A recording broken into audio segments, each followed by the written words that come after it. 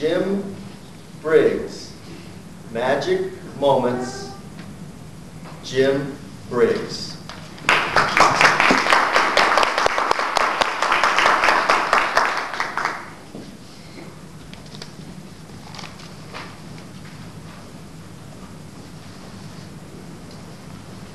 Mr. Toastmaster, fellow Toastmasters, distinguished guests, I'll bet something like this has happened to you. I was driving between Page, Arizona and Kanab, Utah. It was late afternoon, golden light. The road was deserted. There were incredibly mushroom-shaped rocks all around me.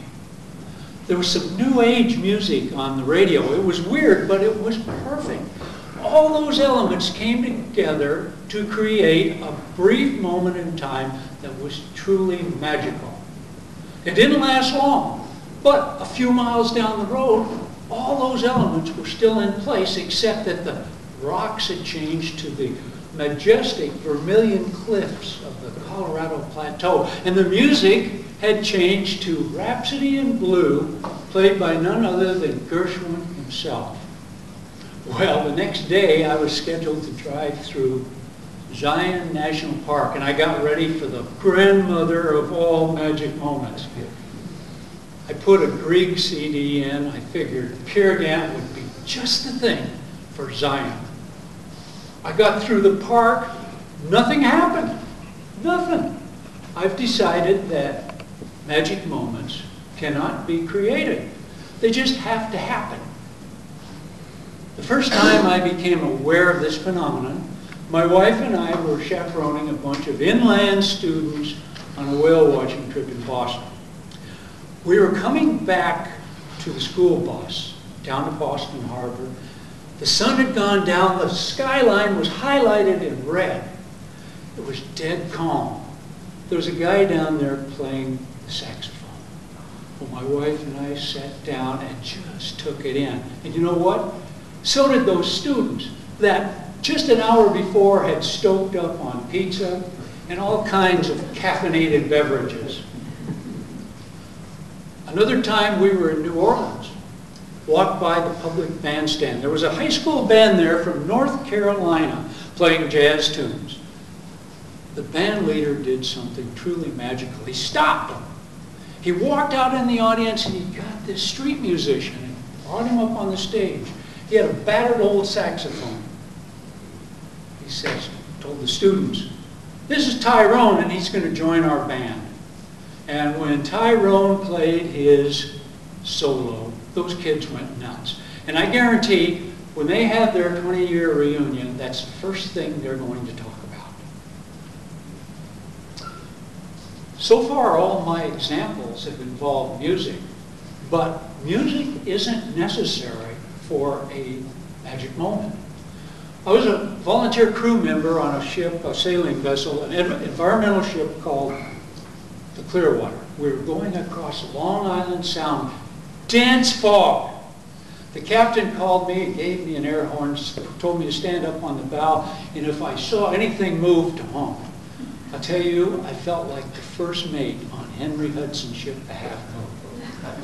Magic moments can happen at work. One time I was asked to speak to a senior citizens group in Windsor, New York, on edible wild foods. Well, I was young at that time, and everybody knows that old people don't hear very well, and they don't pay attention, and I wasn't very thrilled about doing this, but it was my job, so I went. I showed up with my slides. Well, these people showed up with samples of wild foods that they had lived on during the Depression and during World War II. I felt about this big. I put my slides down and I listened to them tell me what it's like to live on wild foods. And that was one of the highlights of my career. If you're lucky enough to be a grandparent, you can have magic moments all the time. I was snorkeling with my little granddaughter, 3 years old. She was sitting on top of a boogie board. I was swimming along, pushing her ahead of me. We swam over this great big green turtle. I'm watching the turtle and I see this little hand reach down and pet the turtle. Every time I see my granddaughter, it gives me goosebumps. So magic moments can come at any time, and you don't need a stimulus package to do it. They don't last long, but they can end very abruptly. And this is what happened to Dave Robinson. He was a student at the Marine Command and Staff College. They were on a field trip to Gettysburg Battlefield to study small unit tactics. They were on top of Little Round Top, one of the most historic spots in North America. Early morning, they were looking out across the mist-filled valley, across the Devil's Den.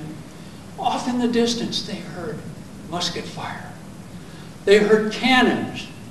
Dave said it was the most surreal moment of his life. He later found out that they were filming a movie there. And there was this big Australian in the group, and they don't share our reverence for the Civil War battlefields. He says, "Boy, do you Yanks sure do know how to put on a show." Mr. Toastmaster.